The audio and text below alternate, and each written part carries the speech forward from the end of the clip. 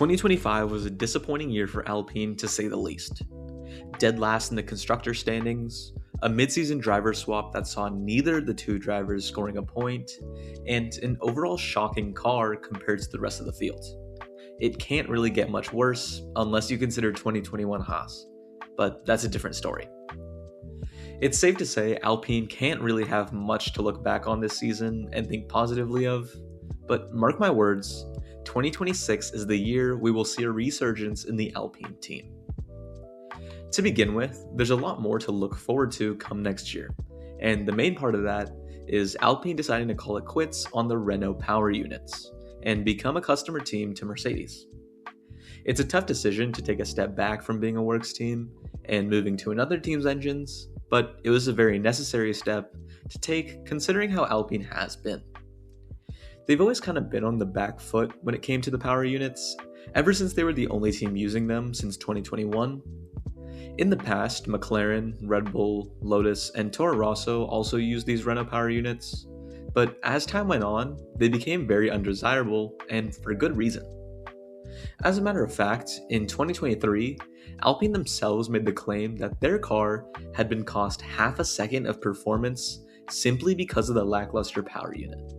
And with a unit more similar in performance to those of the other teams, they could be on par with Mercedes, who finished the championship in second in the constructors, while Alpine was down in sixth.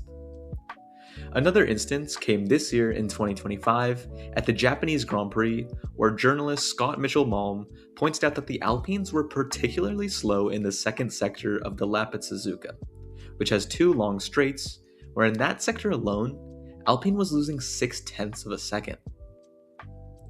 These were actually pretty valid claims, as we saw that almost all of the best Alpine performances came in wet conditions, where the differential between power units equalized a bit. Ocon's win in 2021, a mix of luck and changing conditions in a wet-to-dry race.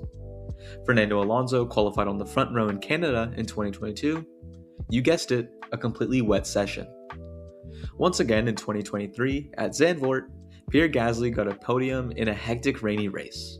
In 2024's Brazilian Grand Prix, where we saw two Alpines on the podium, another wet race.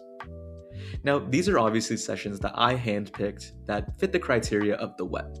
But since becoming Alpine in 2021, the team has achieved 6 podiums, and only one of them came in a race with no rain whatsoever, and that was Qatar 2021. After all that time of disappointing results, and the team knowing it was mostly to do with the power units, Renault announced the end of its engine program for both financial and performance reasons, and the Alpine team announced they would use Mercedes engines and gearboxes from the 2026 season onwards. Not only is this a good thing because the Mercedes units are projected to be the best next year, but it also provides a stable option considering we have 2 engine manufacturers entering the grid next year in the form of Audi and Ford. In a new set of regulations, there's less on the plate to worry about improving, and the team can completely focus on the car itself.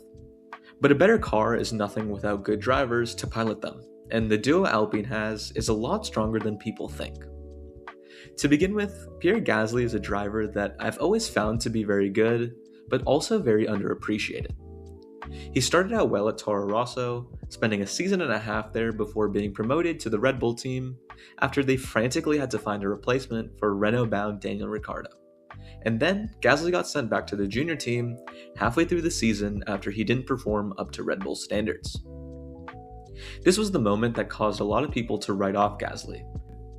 And even though he had good performances after that, they were dragged down by his past at Red Bull. In his next 2.5 seasons at Toro Rosso / AlphaTauri, he got 3 podiums, one of which was a victory at Monza in 2020, where he became one of only 2 drivers to win with the team. A main strong point of Gasly also was that he always excelled in qualifying, where he typically placed high and would make life a lot easier for himself come race time, which we can still see at Alpine, as even in the worst car on the grid, Gasly managed to make it to Q3 10 times this year. Anyways, after his stint at AlphaTauri in 2023, he looked set to spend another year there, and it was already announced that he had signed a contract there for 2024. But after Alpine fumbled 2 of the biggest young talents in F1 history, a spot opened up and Gasly found himself at a new team. Other than the French connection, this move came as a pretty big surprise, as he was rumored to both Alpine and McLaren to replace Daniel Ricciardo, but the AlphaTauri deal had already been inked, so it was definitely a shakeup that not many expected, and it finally gave him an opportunity to succeed at a team where he wasn't fighting for a seat at the senior team the next year. Gasly had done well these past few seasons with 2 podiums and a good handful of points, but an overall lack of consistency rooted more in the car than himself. But 2026 might truly give him an opportunity to change that narrative. Now, on the other side of the garage is Franco Colapinto, who, despite not scoring a point in 2025, shows a lot more promise than you may think.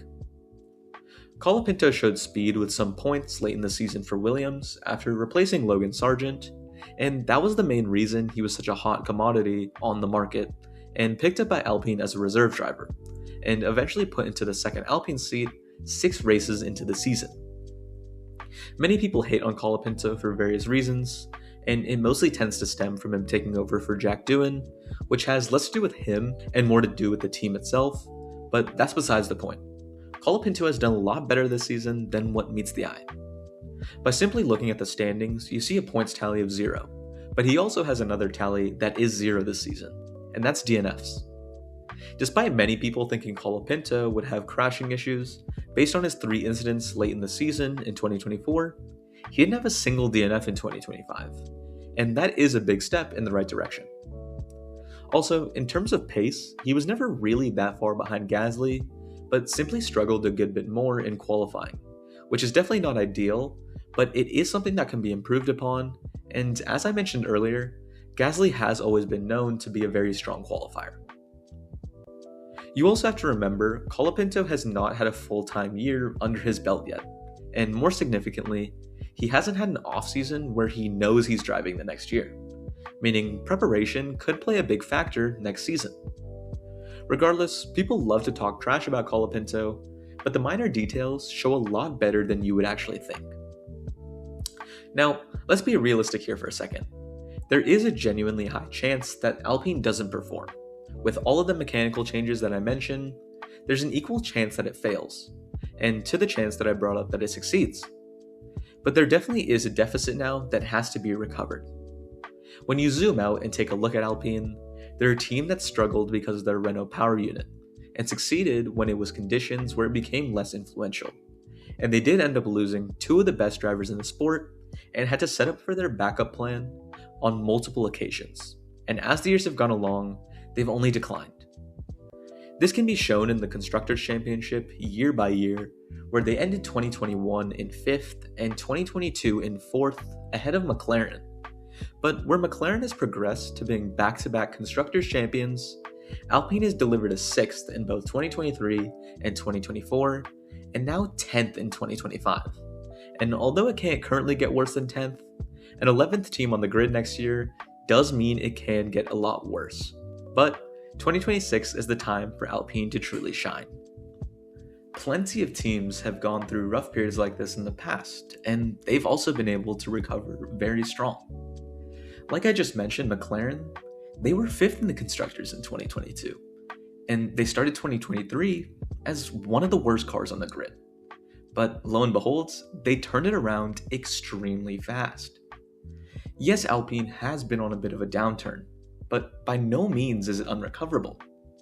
As a team, they've had massive success in the past, albeit under a different Renault name, but a simple name change doesn't discredit what they were once capable of, and can get back to in no time if they keep continuing on a path that really does what's in their best interest in the future.